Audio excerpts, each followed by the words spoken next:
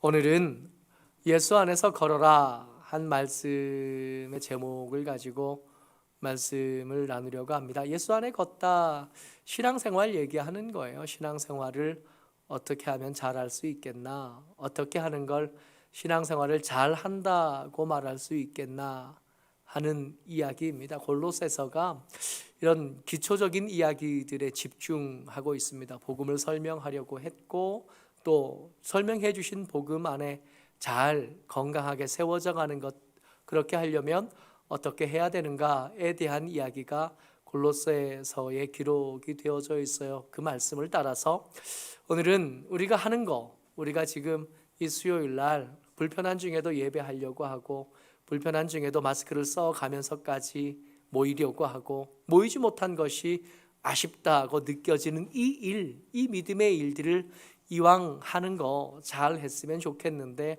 어떻게 하는 것이 잘 하는 거겠는지, 그런 얘기들을 나눠보려고 합니다. 먼저 신앙생활을 잘 하는 거요. 예수 안에 걷는데 잘 걷는 거, 어떻게 하면 잘 걷는 거가 되냐 하면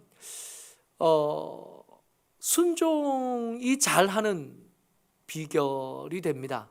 먼저 우리가 읽었던 말씀 6절을 한 번 더 읽어봐요. 골로새서 2장 6절 말씀입니다. 시작. 그러므로 너희가 그리스도 예수를 주로 받았으니 그 안에서 행하되. 예수 그리스도를 주로 받았다 그랬어요. 여러분, 골로새 교회 성도들은 지금 이 편지를 쓰고 있는 바울을 만나본 적이 없습니다. 그때 당시에 복음을 설명하는 일, 복음을 전하는 일에 최고 가는 사람이 사도 바울 아니겠어요? 그 사도 바울에게서 복음을 들었고, 그 사도 바울을 통해서 복음의 설명을 듣고, 또 그 확신 가운데서 교육을 받았다 그러면 그야말로 최고 학부를 졸업한 것처럼 자부심도 생길 거고, 내가 잘 배웠다 하는 프라이드도 생길 만한데, 골로새 교회 성도들은 그런 혜택을 누리지 못한 겁니다. 대신 편지만 받은 거예요. 한편으로 아쉽죠. 에베소 교회 성도들은 사도 바울에게서 한 2년 6개월 동안 아주 집중적으로 교육을 받은 사람들이 모여서 신앙생활을 하는 교회도 있었거든요. 여러분, 한 2년 6개월 동안 낮잠 잘 시간, 우리는 그냥 낮잠 잔다 그러니까 그냥 할 일 없는 사람들, 시간에 여유가 있는 사람들이 자는 거다 생각하지만, 이 지중해 연안에 사는 사람들에게 이 낮잠은 할 일 없는 사람들, 여유로운 사람들이 자는 게 아니라 모든 사람들의 삶의 습관이거든요. 그 뜨거운 땡볕에 한낮에는 일 못하는 거예요. 가게들 문 다 닫고 일하다가도 그 땡볕쯤이 되면 들어가서 쉬는 시간을 가지는 거거든요. 그러니까 모두가 몸에 이미 정오되면, 그 주변이 되면 자는데 몸이 익숙해진 사람들입니다. 근데 그 잠을 포기하고 사도 바울을 통해서 직접 그 말씀을 듣고 배운 사람들이 그 주변에 있었다고요. 그럼에도 불구하고 이 사람들은 그런 혜택을 누리지 못했다고요. 그러니까 골로새 교회 사람들은 에베소 교회 사람들보다 배움의 혜택이 좀 부족했다 할 수 있다. 정보도 부족했고, 지식도 부족했고, 혜택도 모자랐던 거죠. 사도 바울과 함께 있었으면 기적을 경험할 기회도 더 많았을 거 아니에요. 죽었던 사람도 살리는 사람이 바로 사도 바울이에요. 그가 했던 앞치마만 덮어도 병든 사람이 낫는 사람이에요. 그런 사람에게서 직접 배울 수 있는 기회를 누리지 못한 거예요. 그럼에도 불구하고 사도 바울이 그것에 대한 손색이 있음에 대한 주저함이 사도 바울의 편지에 없습니다. 여러분, 우리가 신앙생활을 잘하기 위해서 여러분들과 제게 필요한 게 더 많은 지식이 필요한가? 그렇지 않다는 거예요. 우리가 기적을 경험한 그 횟수가 다른 사람보다 부족하기 때문에, 우리가 경험한 기적의 크기, 기적의 감격이, 그 특별한 것이 다른 사람보다 부족하기 때문에 내가 믿음이 부족하다, 그런 거하고 상관없다는 거예요. 믿음이 혹 좋고 믿음이 혹 낮은 것의 차이는 어디에서 난 거냐 하면, 정보의 차이가 아니라, 기적의 차이가 아니라 순종이 차이를 만들어낸 겁니다. 믿음이 누가 더 좋은 거냐 하면, 그 안에서 행해 본 사람이 믿음이 더 좋은 거예요. 그러므로 너희가 그리스도 예수를 주로 받았으니, 이제 예수가 우리 가운데서 주가 되시고 구주가 되셨다면 이제 우리에게 나타나야 될 것은 순종입니다. 이 순종이 나타나면 믿음은 든든해지기 마련, 믿음은 반듯해지기 마련, 믿음은 능력이 생기기 마련이고 믿음은 권세가 생기기 마련이에요. 만약에 우리의 믿음에 권세도 없고 확신도 없고 힘도 없고 자꾸 주눅든다면 어디서 원인을 찾는 거냐 하면 내가 나를 가르친 사람이 부족해서 그래. 물론 그렇기도 하지만 내가 기적을 많이 경험해 보지 못해서 그래. 그럴 수도 있지만 사실은 이것들은 핵심이 아닌 거예요. 진짜 핵심은 들은 말씀에 순종해 보지 않았다. 하나님의 말씀이 과연 그런가 하고 묵상한 뒤에 그 말씀이 과연 그렇다면 내가 그 말씀을 그대로 따라갔을 때 하나님의 능력이 나타날 텐데 그것을 경험해 봤느냐? 그것을 경험해 보지 못했느냐가 믿음의 크기를 만들고 믿음의 아름다움과 권세를 만들어내는 거예요. 그거 안 해보니까 믿음이 없는 거예요. 그거 안 해보니까 믿음이 작은 거예요. 지금 골로새서의 이 순종을 말씀하시는 믿음이 좋은 것을 위해서 믿음 안에서 잘 걸어가기 위해서 이 순종을 말하시는 것은 이 골로새서에서만 분위기가 그런 게 아니라 성경의 일관적인 분위기입니다. 성경의 일관적인 가르침이에요. 예수님께서 그 십자가를 바로 앞에 둔 그 며칠 사이에 성전에서 가르치고 계셨어요. 성전에서 가르치는데 사람들이 이 랍비 학교에서 제대로 배운 적이 없는 이 예수님이 가르침이 너무 특별한 거예요. 그래서 이상하게 생각합니다. 저 사람은 배운 적이 없는 사람, 저 사람은 전문적인 말씀에 대한 훈련을 받은 적이 없는 사람인데 그 가르침이 너무 대단한 거예요. 이상하게 생각하는 겁니다. 배운 적이 없는 사람이 어떻게 저렇게 잘 가르치지? 그렇게 속으로 궁금해하고 있을 때 예수님께서 대답해 주신 말씀이에요. 요한복음 7장 17절 말씀입니다. 같이요, 시작. 사람이 하나님의 뜻을 행하려 하면 이 교훈이 하나님께로부터 왔는지 내가 스스로 말함인지 알리라. 이 하나님이 진짜 하나님의 말씀인지 아니면 자기 마음대로 하는 말씀인지 아는 방법이 뭐라고요? 하나님의 뜻을 행하면 알게 된대. 그러니까 열심히 공부해서 아는 게 아니라 그 말씀대로 많이 못 알아도 괜찮으니까, 말씀에 아주 정통하지 않아도 괜찮으니까 하나님이 해주신 말씀, 지푸라기 같은 말씀이라고 해도 그 말씀 붙잡고 그대로 한번 해보면 아, 예수님이 해주신 말씀이 진짜였구나.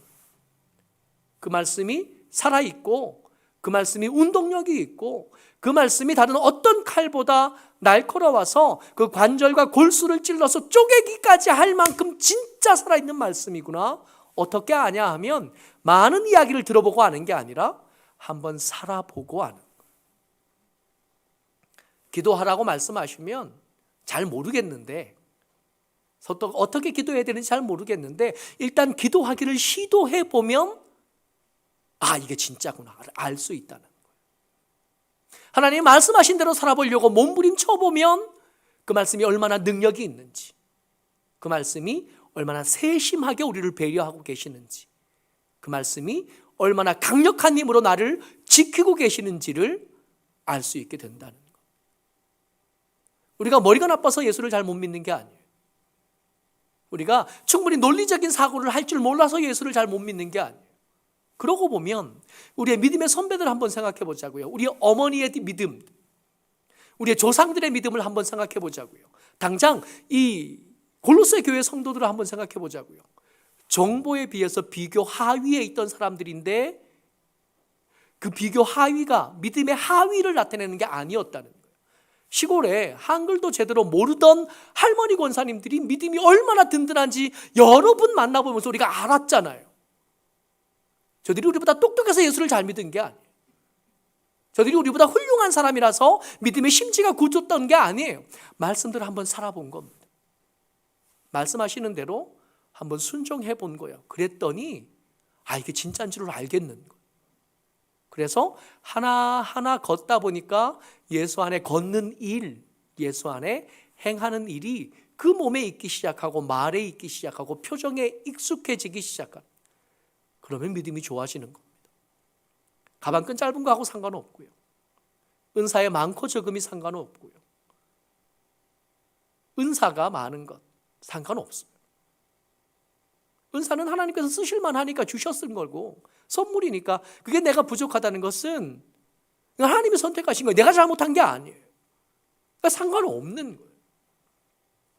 순종이 필요한, 좋은 믿음을 위해서 여러분들과 제게 필요한 건 순종입니다. 한번 해보면 안다고요. 먹어본 사람이 맛을 아는 것처럼. 예수 안에 잘 걷기 위해서 순종이 필요하다 그렇습니다. 또 하나 필요한 것이 있는데 뭐냐 하면 시간이 필요해요. 믿음의 일들을 농사로 비유하는 것은 성경에서 아주 흔하게 찾을 수 있는 메타포, 비유, 그 건더기거든요.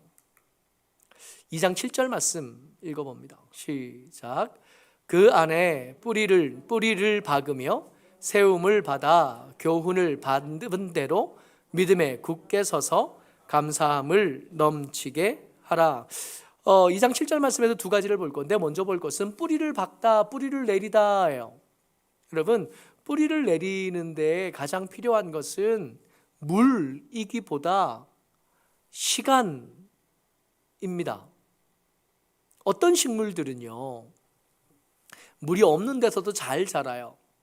어떻게 잘 자라냐 하면, 물이 없는데 사막에서도 그 건조한 땅에서도 바오밥 나무 보잖아요. 엄청나게 그 큰 나무들이 그 사막에서 어떻게 자라요? 뿌리가 수 킬로미터씩 내려가는 거예요. 물이 많지 않아도 뿌리만 잘 내리면 얼마든지 큰 나무도 그 건조한 땅에서 살 수 있는 거거든요. 근데 그 뿌리가 자라는 데는 하루아침에 자라는 게 아니에요. 시간이 필요한. 그러니까 어제 특별한 은혜를 받은 그 어제 하루만으로 내 믿음이 건강해지지는 않아요. 제가 이전에 섬기던 사역하던 교회에서는 1년에 한 서너 차례 특별 새벽 기도가 있어요. 신년이 되면 새벽 기도를 해요. 특별 새벽 기도 40일. 부활절 가까우면 또 특별 새벽 기도 20일. 감사주일 가까우면 또 한 40일. 무슨 일만 있으면 특별 새벽 기도를 해요. 그래야 새벽 기도를 나오니까. 제가 그 새벽 기도 출석표 스티커 붙이는 그 표를 만드는 일을 제가 했는데, 여러분, 이 표를 만드는데 600명분의 표를 만들어야 돼요. 근데 600명분의 표를 스티커를 붙일 수 있는 칸을 만들어야 되잖아요. 그러니까 일반 인쇄기로는, 프린터로는 이걸 만들어내지를 못해요. 인쇄사에 가서 그 이런 전지를 프린터할 수 있는 곳에 가서 비율 딱 맞춰서 프린터해가지고 딱 칸 맞춰서 붙여야 되는데, 그 일을 할 때마다 이게 얼마나 귀찮고 불편한지. 한 400~500명씩 새벽 예배를 나옵니다.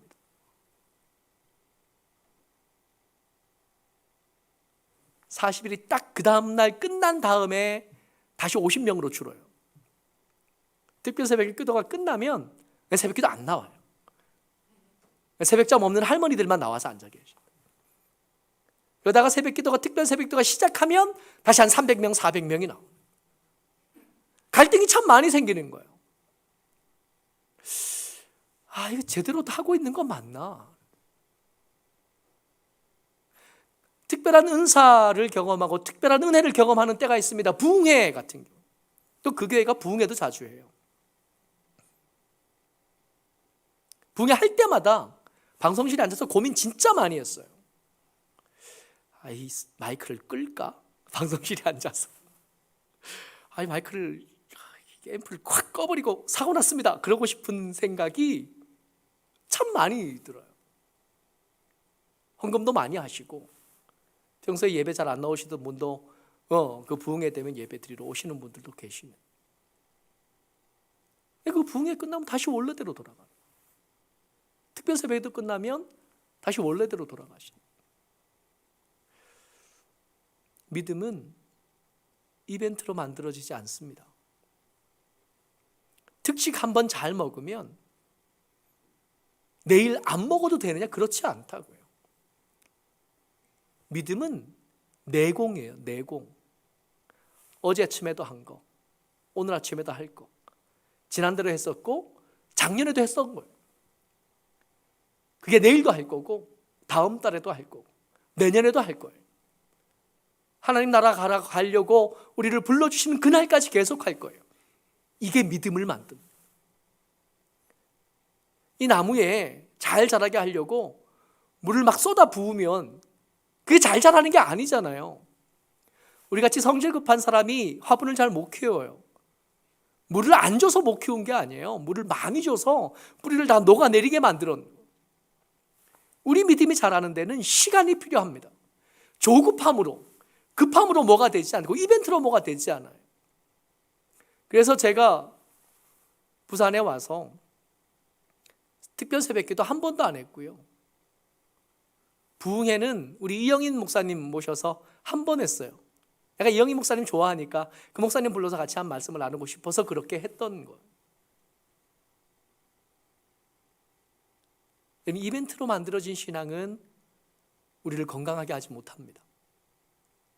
뿌리가 내려야 되는데 이 뿌리가 내리는 데는 뭐니 해도 시간이 필요해요. 그러니까 금방 내 믿음이 그렇게 안 자란 것 같아. 그게 정상이라고요. 어제 믿음이 없던 사람이 갑자기 오늘 믿음이 생겼어. 여러분 속지 마세요. 그 믿음은 그렇게 생기지 않아요. 차근차근 해가는 거예요. 계속 해가는 거예요. 그렇게 믿음이 자라가는 거예요. 어느 날 새벽에 누가 갑자기 왔다고 해서 저 사람 믿음이 좋아졌어. 아니에요. 그날 잠이 안 왔을 뿐이에요. 그 사람이 다음 달에도 오고 내년에도 오면 믿음이 좀 자라가나 하는 생각을 하는 거지. 한 번 왔다고 다음 번 큰 변화가 생기는 게 아니에요. 한 가지 더요. 이 2장 7절에서 한 가지를 더 봐야 되는데 여러분 우리가 믿음이 잘 자라가고 있는지 건강하게 잘 성장하고 있는지를 어떻게 알지요?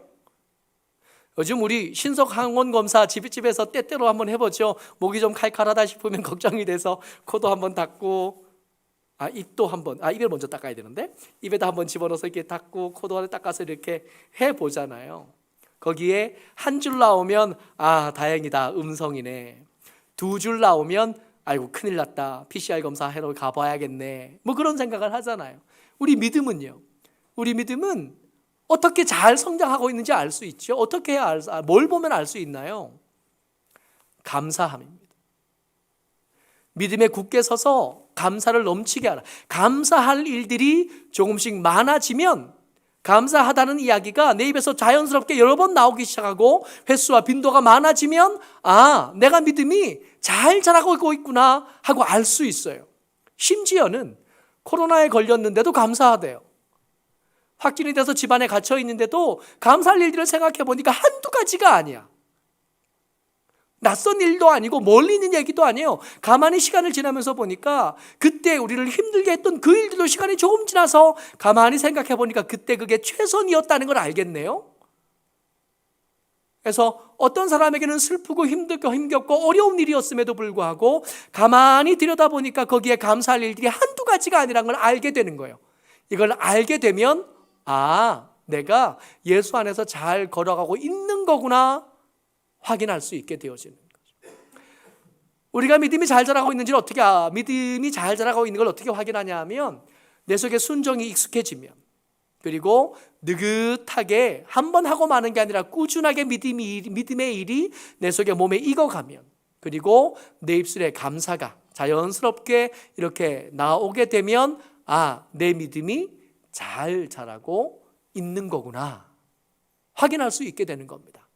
한 가지를 더 살펴봐야 되는데 우리가 2장 7절 말씀을 통해서 우리가 봤잖아요. 근데 2장 7절 말씀이 특별해요. 한 번 더 같이 읽어보죠. 시작. 그 안에 뿌리를 박으며 세움을 받아 교훈을 받은 대로 믿음에 굳게 서서 감사함을 넘치게 하라. 근데 이 문장이요 우리나라 말로 이렇게 읽으면 그런가 보다 뿌리를 잘 내려야 되네. 세움을 잘 세워야 되네. 믿음 안에 감사함을 넘치게 해야 되네 이렇게만 읽는데 이게 원래 문장으로 읽으면 이게 수동태로 만들어진 문장이에요. 그러니까 뿌리를 잘 내려야 되는데 이게 내가 뿌리를 잘 내린다고 내려지는 게 아닌 거예요. 내가 뿌리를 잘 내린 게 아니라 내 뿌리를 잘 내리게 누군가가 해주신 거라고 문장에는 그렇게 써야죠. 그 안에서 잘 세움을 받는 건데 내가 세운 게 아니라 누군가 나를 세운 거예요. 내가 감사로 열매를 맺은 건데 내가 억지로 삶을 이렇게 하나하나 살펴본 다음에 없는데 감사할 것도 없는데 감사할 마음도 생기지 않는데 훈련해야 되니까 열심히 살펴본 다음에 없는 감사를 억지로 만들어낸 게 아니라 자연스럽게 누군가 내게 감사한 마음들을 이렇게 툭 튀어나오게끔 만들어준 거예요. 이게 수동태. 내가 능동적으로 뭔가를 한 게 아니라 자연스럽게 내 속에 생겨난 일들인 거예요. 오늘 아침에 새벽 예배 말씀을 나누면서 나답과 아비후가 다른 향로에, 각자 자기 향로에 다른 불 담아서 하나님 앞에 예배 드리러 갔다가 불에 타 죽은 이야기를 읽었었습니다.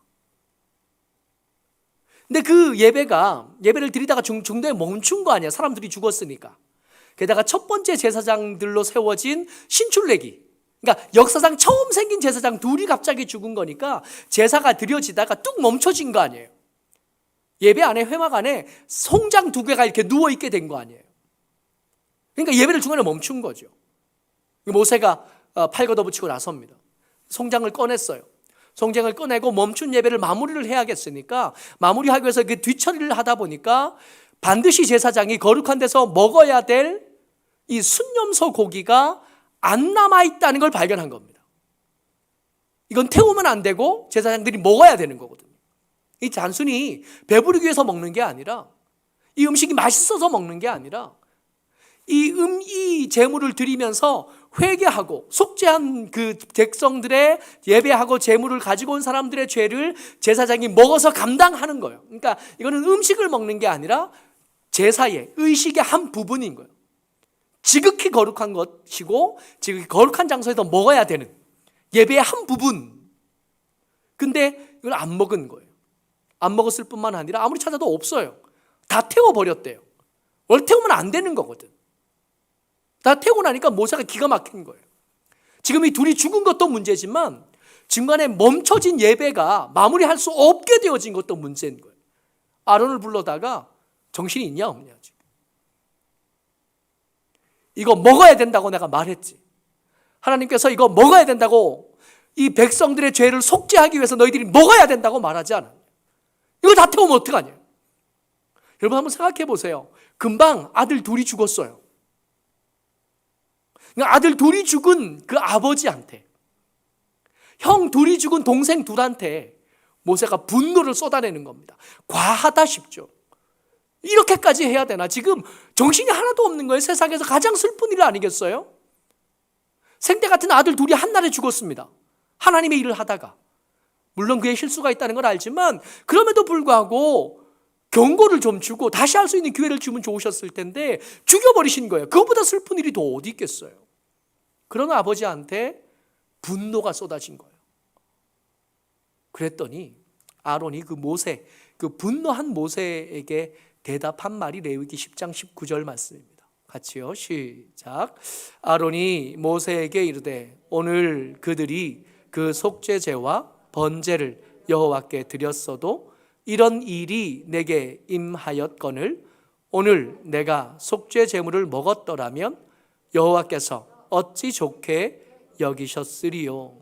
아멘. 무슨 말이냐 하면 지금 나답과 아비후가 제사 드리다가 불에 타 죽었잖아요. 근데 그 레위기 이 10장 말씀 그 뒤로 이렇게 보면 모세를 통해서 하나님의 말씀이 하나님께서 아론을 불러 에게 말씀하시는데 너 회막에 들어올 때는 술 먹으면 안 돼 하는 말씀을 하셔요. 그러니까 아마도 생각하기를 이 나답과 아비후가 위임식 끝난 뒤에 첫 번째 제사를 집례하는 중에 회막 안에서 술을 먹은 것 같아요. 여러분 술 먹은 게 문제가 되는 거 아닙니다. 그때 당시만 해도 술은 금지가 아니라 하나님의 은혜와 하나님의 축복을 누리는 방법이기도 했거든요. 그러니까 술 자체가 문제가 아니라 허락되지 않았던 곳에서 마신 것, 그리고 과하게 마신 것이 문제였어요. 술 취한 겁니다. 그러면 아버지가 옆에 있었을 거 아니에요. 말릴 수 있지 않았을까요? 이 술 먹다 보면 네가 옳고 그름을 분별하지 못하게 될 텐데 이렇게 많이 먹으면 안 돼 했어야죠. 정해진 향로가 아니라 자기 향로에 다른 불을 담을 때, 여호와의 불이 아니라 번제단 밑에 있는 불이 아니라 다른 불을 담을 때 옆에 있던 아론이, 대제사장인 아론이 아버지가 아들아 그렇게 하는 거 아니야 말할 수 있었을 거 아니에요. 말릴 수 있었을 거 아니에요. 말릴 생각이 없었는지 아니면 말리지 못했는지 모르겠으나 결국은 두 아들은 술 취했던 것 같고 술 취한 채로 다른 향로, 자기 향로에다가 다른 물 담아 예배 드리다가 불에 타 죽었어요. 가만히 생각해 보니까 아들만 타 죽을 일이 아니라 나도 죽었어야 될 일인 줄을 알겠는 겁니다. 그러니까 이 고기, 속죄 제물의 고기를 안 먹은 게 아니라 아무리 생각해도 나도 나답고 아비후처럼 죄가 많다는 걸 알겠는 거예요. 먹을 자격이 없다는 걸 알겠는 거예요. 그래서 내가 이 속죄제물 주고 속죄제를 드리다가 내 아들을 둘이 죽었는데 그 죽은 건 아들만 죽을 일이 아니라 나도 죽었어야 되는 겁니다. 자격이 없는데 그 고기를 내가 먹는들, 그 속죄제를 드린 사람들의 죄를 내가 감당할 수 있었겠습니까? 여러분, 첫 번째 제사장이 첫 번째 제사드리다가 일어난 일입니다. 그러니까 이렇게 말하니까 모세가 이 말을 알아들었어요. 모세가 대답하지만 사실은 우리가 이 모세의 이야기를 통해서 모세의 말을 듣는 게 아니라 하나님의 이야기를 듣죠. 20절 말씀입니다. 같이요, 시작. 모세가 그 말을 듣고 좋게 여겼더라. 잘못한 거예요. 제사장은 자격을 잃어버리면 안 됐었고 품위를 지킬 수 있었어야 되는데 못한 겁니다. 근데 그 못한 것, 잘못된 것을 겸손하게 인정하고 낮은 마음으로 하나님 앞에 잘못했다고 나오니까 하나님께서 그것도 괜찮다 하고 말씀해 주신 거예요. 그러니까 우리가 순종을 잘 못하고 우리가 하나님께서 우리에게 주신 일들에 대해서 조급해지고 느긋하게 같은 믿음의 일들을 반복하는 일에도 능숙하지 못하고 부실하고 그런 것에 대해서 아버지 하나님 알고 계신 거예요. 왜 이렇게 잘못했어? 라고 말씀하지 않으시는 거예요. 잘못을 인정하고 겸손하게 아버지 앞에 나오면 그 부족하고 모자란 것들에 대해서 하나님께서 채워주시는 아버지셨던 거예요. 아론이 이렇게 말하니까 됐어, 그 정도면 됐어 라고 말씀해 주신 거예요. 충분히 잘했느냐? 아니요, 잘못했어요. 잘못했는데 잘못한 것을 인정하고 하나님 앞에 겸손하게 나으니까 하나님께서 이것도 괜찮다 말씀해 주신 겁니다. 믿음 안에서 걸어라 하는 것이 오늘 말씀의 제목이셨어요. 우리에게 필요한 것이 순종이 필요하고요, 느긋하게 믿음의 일들을 반복해 가는 것, 이것이 필요하다 그랬는데 감사함으로 하나님 앞에 반듯하게 세워지면 믿음을 잘 걷고 있는 것이 될 텐데 여러분 이거 잘 못하죠. 우리 순종 잘 못해요. 믿음의 일이 귀하다는 걸 알지만 그 기도하고 말씀을 묵상하고 하나님의 사람답게 살아가는 일에 우리 때때로 실패합니다. 실수합니다. 감사는커녕 불평할 일들이 참 많아요. 그럼에도 불구하고 이 일들에 대해서 우리가 포기하지 않아도 될 이유가 뭐냐면 우리의 부족함을 아시고 우리의 부족함을 채워주시는 거예요. 그러니까 우리가 능숙하게 뭘 잘하는 게 필요한 게 아니라 예수님을 의지하는 게 우리에게 필요한 거예요. 믿음을 위한 최고의 대책은 내가 잘하는 게 아니라 하나님이 나를 도우실 수 있도록 마음을 열어드리는 거예요. 하나님께서 내 부족함을 채우실 수 있도록 내 삶에 간섭하실 수 있도록 허락해 드리는 그것으로 충분합니다. 특별히 더 똑똑할 필요도 없고 특별히 더 잘난 사람일 필요도 없어요. 예수님을 의지할 줄 알면 되고 그 하나님 앞에 겸손할 줄 알면 됩니다. 어쩌록 저 여러분들이 세상에서는 우리를 향해서 그렇게 대단한 사람이라고 인정하지 않을 수 있어요. 제가 봐도 제가 그렇게 좋은 사람, 대단한 사람이 아닌 줄은 알겠거든. 근데 괜찮아요. 이제까지도 그러고 살았는데 갑자기 이렇게 좋아지고 하겠어요. 근데 그거는 문제가 없는데 하나님 앞에 교만한 건 문제가 되겠고 내가 자꾸 뭔가 해보려고 하는 하나님 앞에서의 그런 일들은 문제가 되겠으니까 이거 좀 내려놓을 줄 아는, 그래서 예수 안에 잘 걷는 저와 여러분 되시기를 주의 이름으로 축복합니다. 아멘.